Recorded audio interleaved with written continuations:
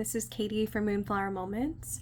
I am joining y'all in the new year. I know I've posted a couple different times since the start of the year, but this is my first time actually filming content on YouTube. I ended up bulk filming for the first time in my life, and it was really nice to still be able to produce like steady, consistent content for you, but like take a nice, like what I deem kind of witch's rest at the beginning of the year. So I figured I would ease myself back in by embracing a tag that is totally embracing this time of year for me. So I live in South Louisiana, as y'all know. We're gonna get snow like on Tuesday, and I just find that to be absolutely crazy.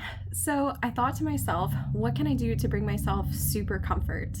And I happened to stumble across Shanna D's new tag, which is favorite jeans decks. And in this tag, she gives you 10 prompts and kind of asks you to compare your decks to favorite, comforting, cozy things in everyday life, which is just so beautifully appropriate for this time of year. I love Shanna's channel because I think that she is deeply in tune with the seasonal energies, and this is the kind of content that I need right now. And so it's the kind of content that I'm going to produce. So we are going all kind of comfort cozy in this video. The first prompt that she shared is Well-Worn Sweater, which is a deck that wraps you in quiet wisdom. And I knew pretty instantly what that was going to be for me. I knew it was going to be my Enchanted Looms Oracle, which I've had and loved and treasured for over 3 years now. This was the first Oracle deck that I ever bought. And it was such a happy surprise for me to see that there was crossover between divination and cards that represented my first love, which is Lepidoptera, meaning like butterflies and moths. So there was a period of time during COVID where I was off of work for a significant amount of time. The schools were closed, right? And during that time, I really felt deeply lonely. So the thing that my husband and I would do to kind of stave off that loneliness for both of us is we would go on a lot of different walks. And the place we lived had a lot of, unfortunately, like really, really bad lighting, and it would attract all these moths at night. But they were like really cool because we were next to undeveloped territory. And so I got to see some really striking creatures during that time period. And so this deck reminds me of that time in my life where this kind of was my lifeline, right? You go from being a teacher who gets to see children and works with a very vast amount of people every day to being at home and it's just you and your partner. And so it was a drastic change for me. So this deck reminds me of kind of that lifeline that I had. And it reminds me of the quiet wisdom too. So I think for many people, nature was our first form of spirituality. And so it was when I fell in love with nature and I started reading nature books and recognizing the interconnectedness that we share with this world and everything around us, and how, you know, we're not just a species existing alone in this planet, right? Like it's so obvious, but until you really sit back and think and contemplate and meditate on that concept that we are no better than any other creature, I think that really was my first form and my introduction into, hey, there's something larger to like this world than just myself. So it offers me a lot of quiet wisdom because I got that from walking and studying all of these specimens and really just engaging with them. And, you know, these butterflies don't want to yell at you. They say things like serenity and generosity. This is not a deck that's meant to confront you and shake you at your core. This is a deck that gives you that like well-worn hug that it still tells me what I need, but it tells me in a very loving, supportive way. The guidebook also has affirmations. So I think it is just a lovely, lovely deck to be considered my well-worn sweater deck. This was Enchanted Looms. Here are the backs. And it has like a nice like buttery cardstock too, which is just so good for this tag and just like in general. All right, next is going to be one of my favorite prompts on this list because I deeply resonate with this concept. And the prompt is a familiar walking path, which is a deck that knows where you're headed before you do. I love that because I love a good familiar walking path. See previous conversation about the butterflies. So my familiar walking path, the deck that knows me, knows where I'm headed before I do, is going to be Terra Botanical. And if you've been on my channel for probably 2 videos, you probably knew that I was gonna say this. It was just y'all, it was gonna come up. It was a matter of time of where I was gonna put it. And I think that I would classify this as my familiar walking path, that deck that kind of knows where the path is headed before I do, specifically because of how I work with this deck. So when I first started reading tarot, I was a big believer in deck interviews. I don't always do them with decks now. It's more like inconsistent. But upon my first interview, I asked this deck what my goals for the year were going to be with it. And I reflect back on those goals every single year. So I've had this deck for a total of 3 years, because that's how long I've been reading tarot as of January 6th of this year. And every time I sit down to re-interview this deck, I am absolutely amazed at what comes up. So for example, when I bought this deck, I was in one of the darkest moments of my life, and it told me that our work for 2022 was going to be the 10 of Swords, which is like so appropriate. I love that it knew that before I did, or rather that this tool was so appropriate for me to use to select the right card to predict that in that way. Now this year looks a lot better. I've had like some rough cards for the last few years, but my goal for 2025 is 5 of Pentacles in Strength. And 5 of Pentacles does not sound great, but I mean, guys, at least it's accompanied by strength. I can take that. I can make that happen. But you know, I've done that multiple times now. I've re-interviewed this deck a total of 3 times. I've interviewed it 4 times, and every single time I say, hey, what is my next year going to be like? It gives it to me spot on in a way that is more than just confirmation bias. It's more than, you know, self-fulfilling prophecy. It's there's something deeper here, and this deck is able to tap into that. So my sweet tarot botanical, sweet, powerful, whatever you want to call her. Here are the backs in case you want to see. I hardly ever show them, but I think they're beautiful. I did edge this. All right, so next is going to be my Warm Socks on a Cold Floor, which is a deck that grounds you in comfort. So I actually hate socks with almost everything in me, and I'm very thankful I live in a place where I don't have to wear them very often. So I was like, ew, socks. Like, I get the analogy, but like it just wasn't working in my brain. So in order to kind of reconcile with this, I was like, you know what, I'm gonna think about soil, like really warm soil that has been lit by the sunlight. So it's kind of similar, right? Like warm socks on a cold floor, sunlight and the soil. I think it's kind of close enough. So I went ahead and I picked my Green Witch Tarot. I did edge this one. It's not my favorite edge job. Here are the backs, but I did edge it, albeit not well, but it was the first deck I ever edged. So I'm gonna give myself a little bit of credit for at least trying. So this is my Green Witch Tarot, and this is a deck that absolutely grounds me in comfort. This deck is like my home. It's like my village family. I've spoken at length about this deck before in my decks that I want to live in, which is a video I did a few months ago. This is a deck that I want to live in. I feel like all of these villagers are very supportive and very loving of each other. It makes sense that these characters kind of exist within the same place. They all seem to just seamlessly fit. And there's something about that, especially like the 10 of Pentacles. Like this is my 10 of Pentacles deck. If I were to assign this a card, it would absolutely be 10 of Pentacles. It's definitely not a major because this deck deals more with like the mundane. It's more practical. It's more of a real life kind of application to me. So it would have to be a minor, it would have to be 10 of Pentacles. But there's a lot of like history here and a lot of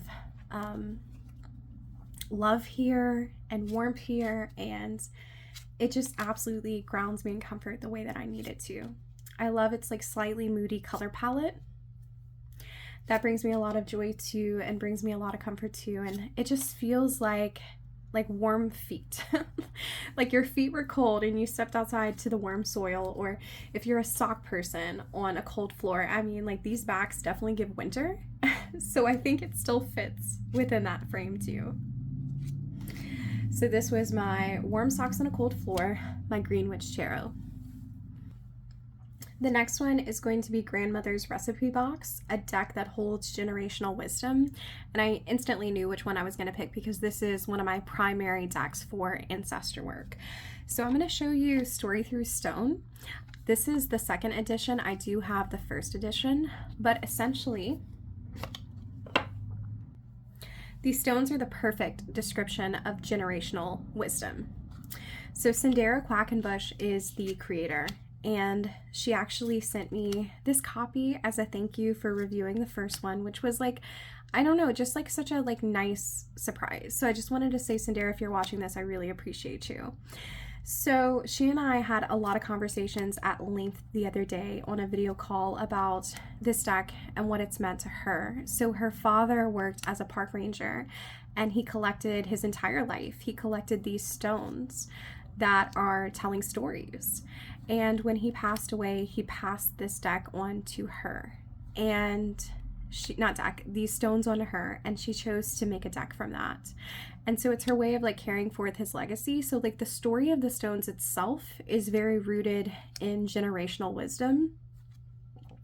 But this is a deck that I use to communicate with my grandfather.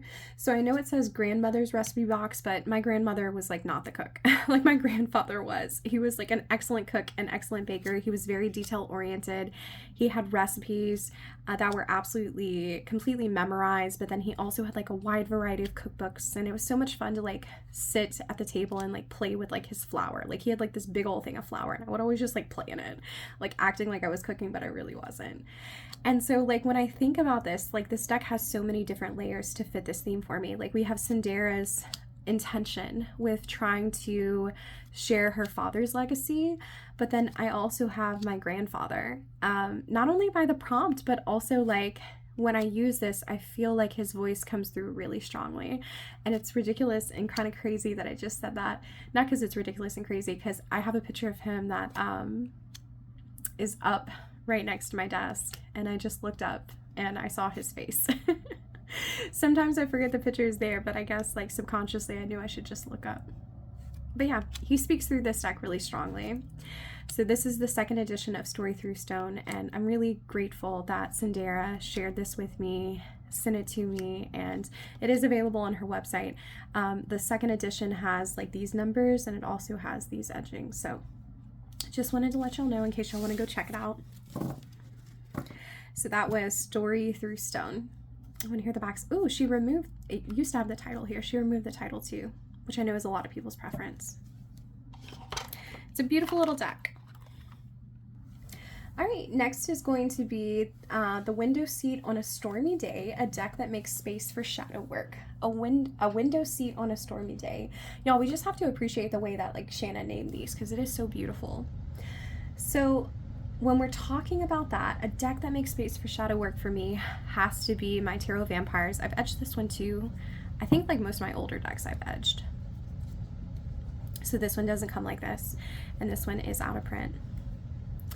And I wouldn't say this is my always shadow work deck. I really like to use the deck that Shanna mentioned. So she mentioned Tarot Landscapes, and it's actually because of her that I use that deck for shadow work.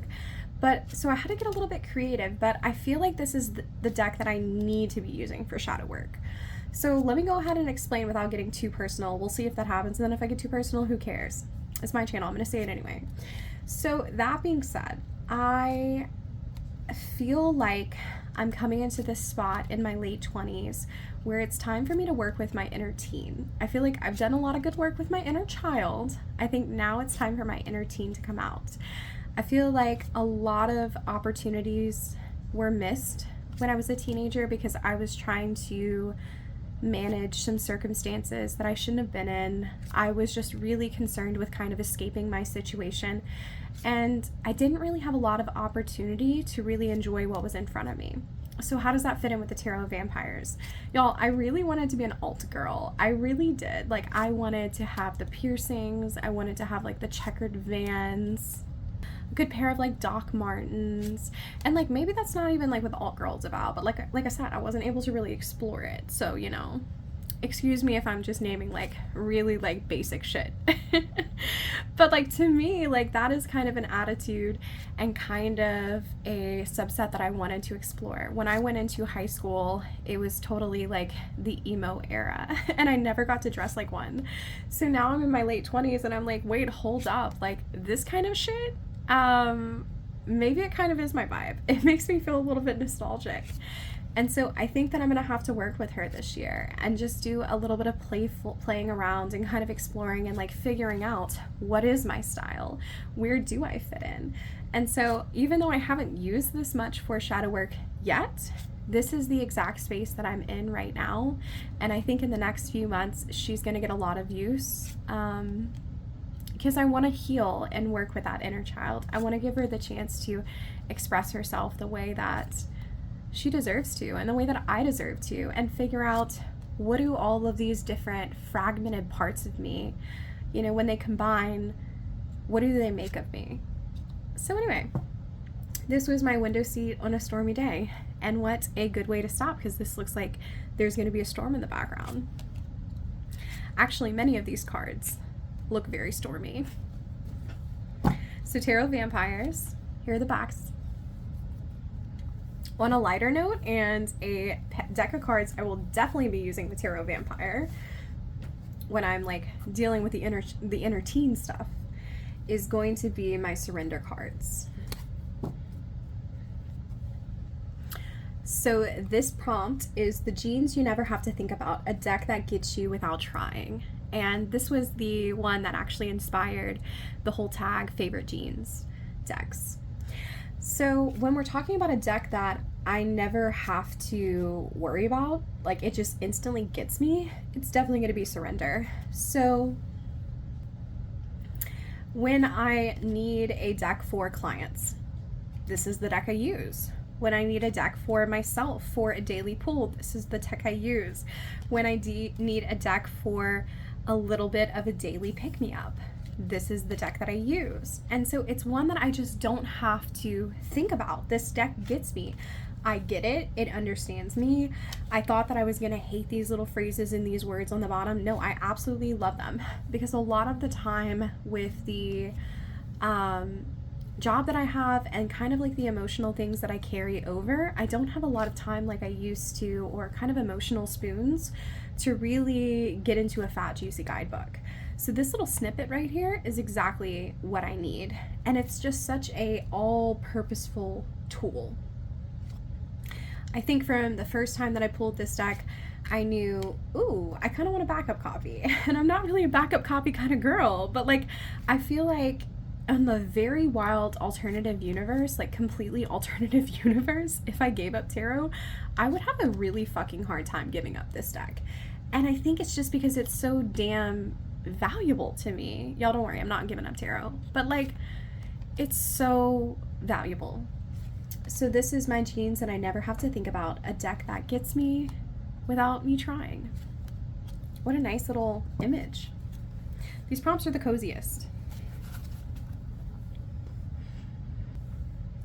Next is going to be one of my favorite images as well. I just love all these, I love all these prompts, is a chipped but perfect coffee mug. A deck that doesn't need you to be fancy to show up. So I have a beautiful black coffee mug that I bought from the Dollar Tree during COVID. So it's been about 5 years and it is like falling apart and I will not get rid of it. It is my favorite coffee cup, and that's all it is. It's just like a black coffee cup, and I'm like, I love this coffee cup. It is the perfect size. It is the perfect shape. It's just everything. So when I was thinking about that coffee cup, I was thinking about how like versatile it is, how simple it is, and then I thought about the prompt and how you don't have to be fancy to show up, and my mind came to Herb Crafters. So this is a deck that, first off, I use with my morning coffee. So of course there's like a really lovely associated image in my mind of like this deck like being paired with like a coffee cup like right here, like they're one and the same.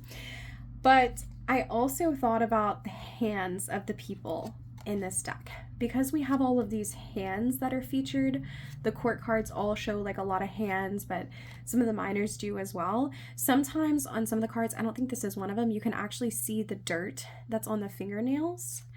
And the guidebook references how these women have been like actively working with their hands in the dirt. And that just makes me feel so warm and comforted, because like my actual chipped coffee mug and these women who are putting their hands in the soil and they're just digging in, like you can see like this girl doesn't have a manicure, like she's here just enjoying like her nice like steaming cup of oats, you know? Like she doesn't need me to be fancy. I don't need to be fancy when I work with her.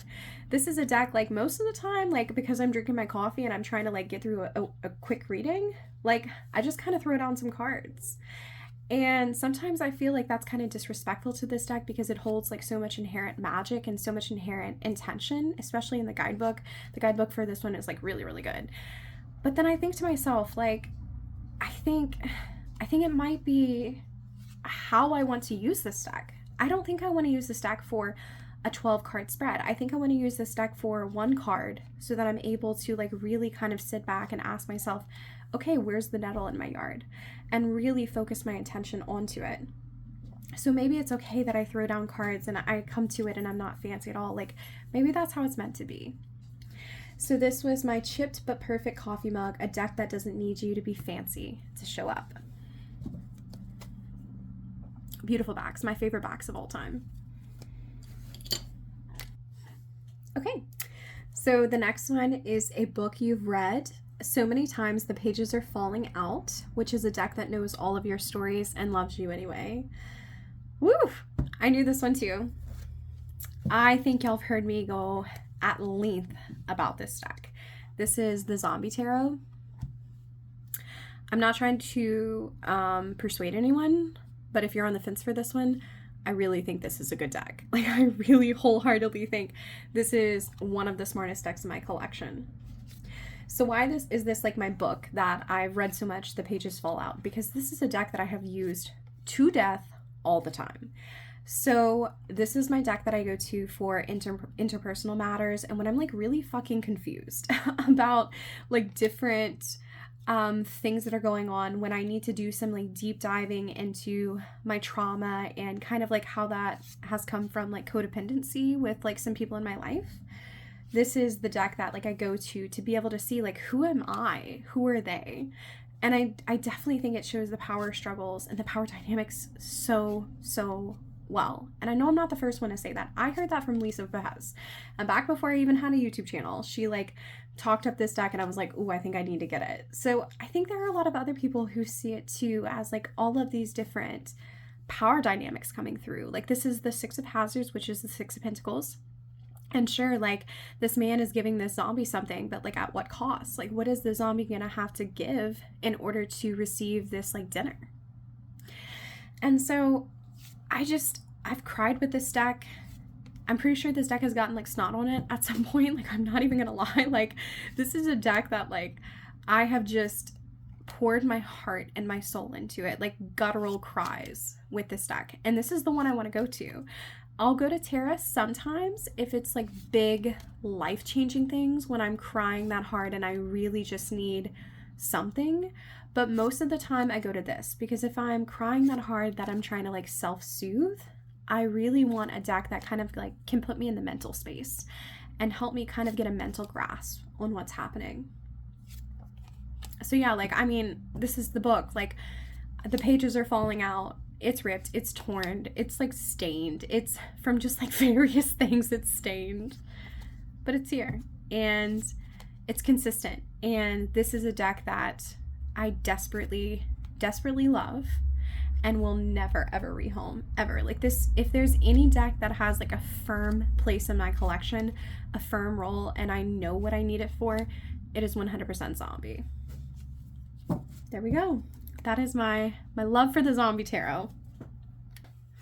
All right, next, I guess I could have picked this one for the previous prompt and you're gonna see why, but I felt like it fit this one better.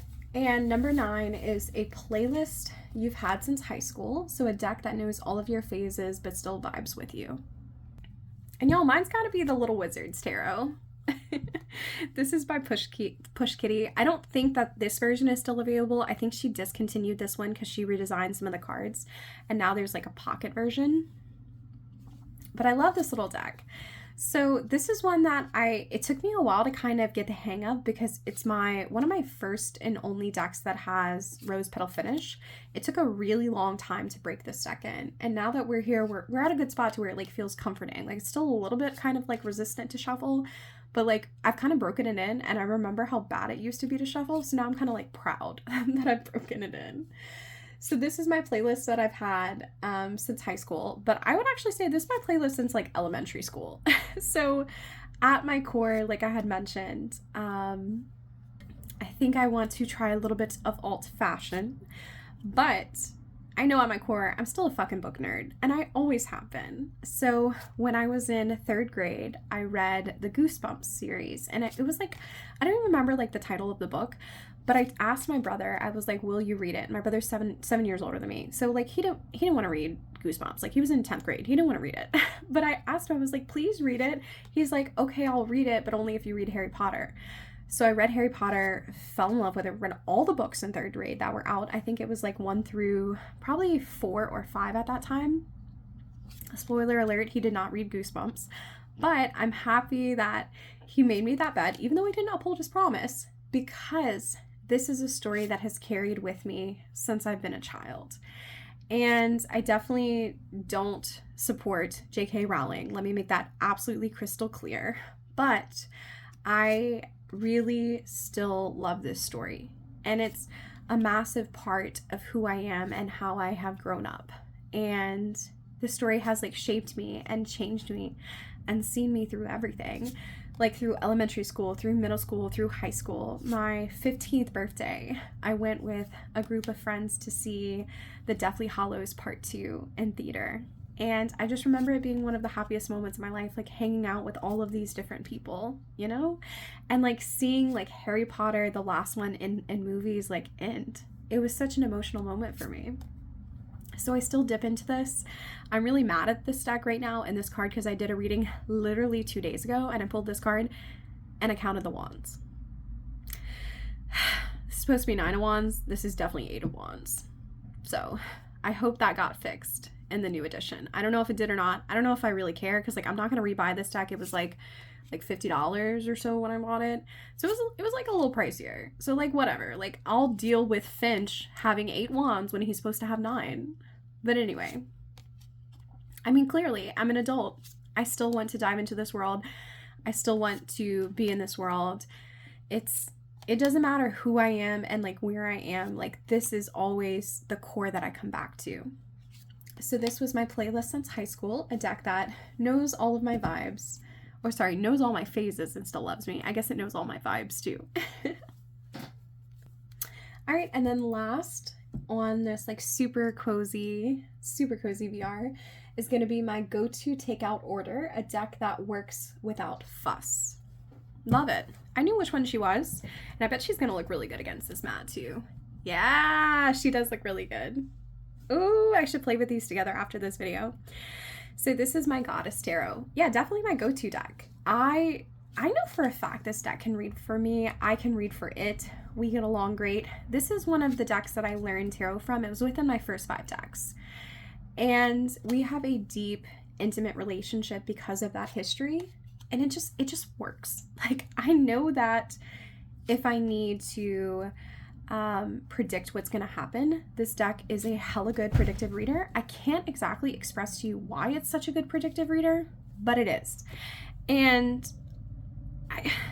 it's just really accurate. This is the deck that I like to use at the beginning of the school year when like my kids are about to come. I pull cards like 3 or 4 days before they come in so that like all the kids on my rosters are basically settled. And I ask the cards, you know, in general, what is this class going to be like compared to this class? What are they going to want from me? What are they going to need from me? What can I do to encourage their success? And I've done that for the past 3 years. And this deck has consistently proven to give me the most solid advice. And I think because of its wisdom, I've been able to kind of lead my instructional planning with those goals in mind. Like I pulled the Hanged Man from this deck. And so when I'm working with my college students that I teach, I consider how I can engage with extra reflective activities and moments for them to consider other perspectives. And I think that this deck thoroughly has like enriched my teaching from that. But that's just an example. I made it the whole point, but it's an example. It's my takeout order because y'all, I know she works. I don't need to change her up. Like this works. This is what I need. So the Goddess Tarot. Alrighty, guys. So it feels really good to look back over this list, and I think I realized about halfway through filming it that the newest deck I have on this list is, other than like the new edition of Story Through Stones, but I've had the other edition forever. I think the newest edition that I have on this is like Surrender cards, and I think I got those in like September. So I kind of love it. So I know these are all decks that you've heard me talk about before if you've been on my channel before, but sometimes we really need to ground in the coziness. And so I noticed on Shanna's list too, she had a lot of decks that I know that she loves and she treasures, and I just kind of want to sit in this feeling for a while and really appreciate winter for giving me that chance to kind of nestle in and be cozy with the ones that I love and like the decks that I love. Thank you for being here. And so I will see y'all again next time.